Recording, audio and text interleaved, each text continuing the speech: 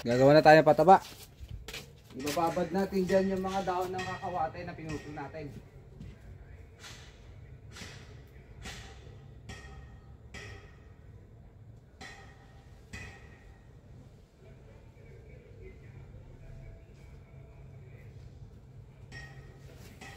So ganito lang maggawa ng pataba, oh. Itong kakawate, yung mga pinutol mo na sanga, lagay mo lang dito, oh. Babad mo lang yan. Kahit wala ka ng molasses, pero kung may molasses ka, mas maganda. Pero kung wala, oh, tulad dito, oh, wala namang molasses ngayon. Babad mo lang yung mga dahon. After 2 weeks hanggang 1 month, pag nangamoy na yan, pwede nang idilig.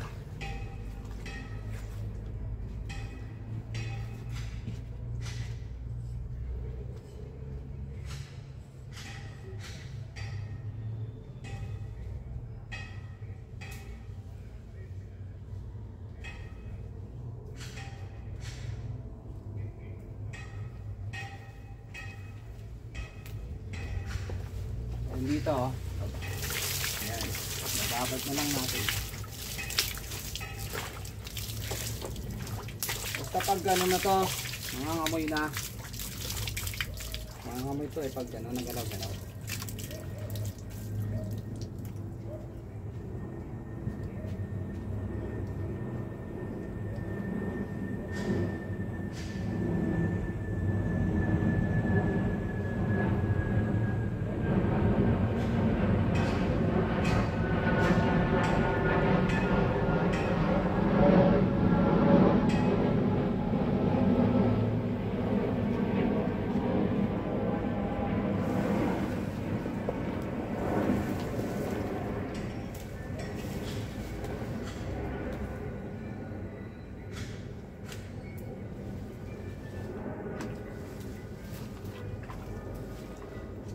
Tuloy natin ito, masyado malaki yung tawag.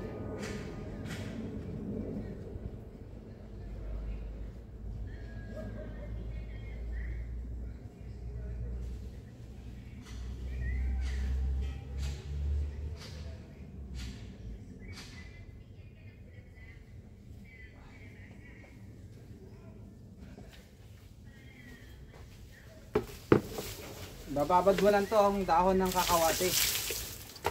Kung may mga bata ka, pwede mong ipahimay. Wala tayong bata kasi ngayon, walang pasok, holiday.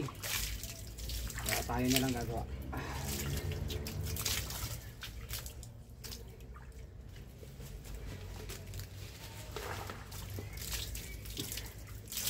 So masyado malaki yung ano niya.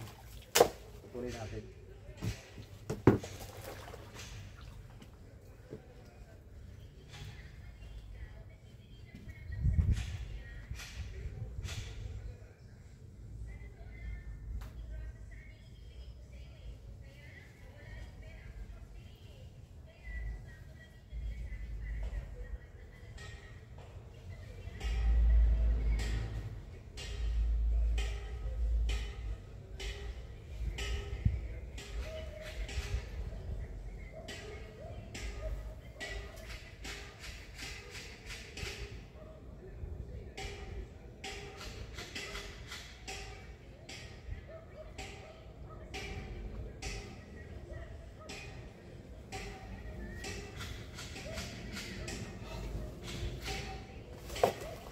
Yan.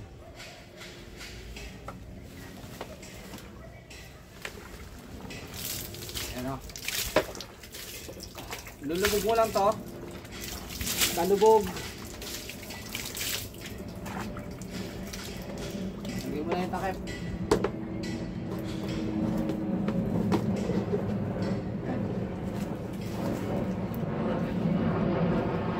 Kulang pa ng tubig.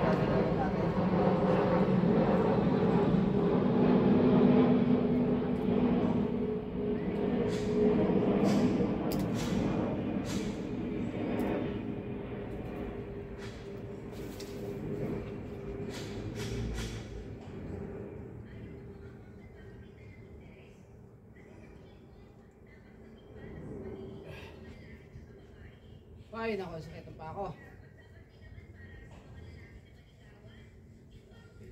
Tumawag mo ba naman dun sa ano kanina? Nagpapala tayo ng lupa dun sa may mga gulong.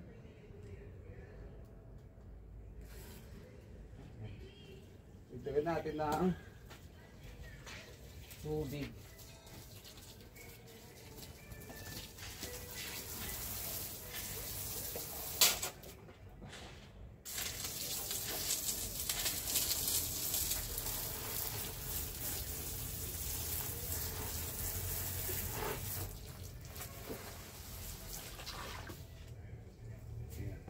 So pupunuin natin siya, sayang kasi pag hindi mapuno. Dapat puno.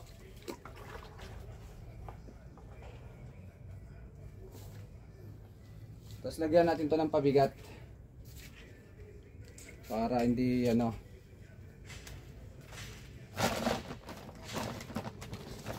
Lagyan natin to ng pabigat. Ito yung mga ito. Yan. Lagyan natin pabigat para ano. Hindi matanggal. Bumuta kasi yung dako pag di ano, tatanggalin niya yung takip niya. Ito mga bato-bato ito na nilagay natin dito. Pabigat.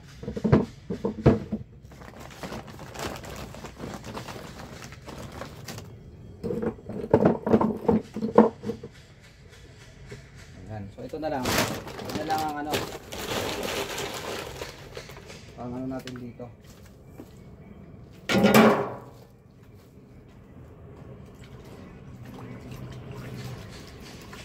Ano nga lang to, hindi lang magandang amoy.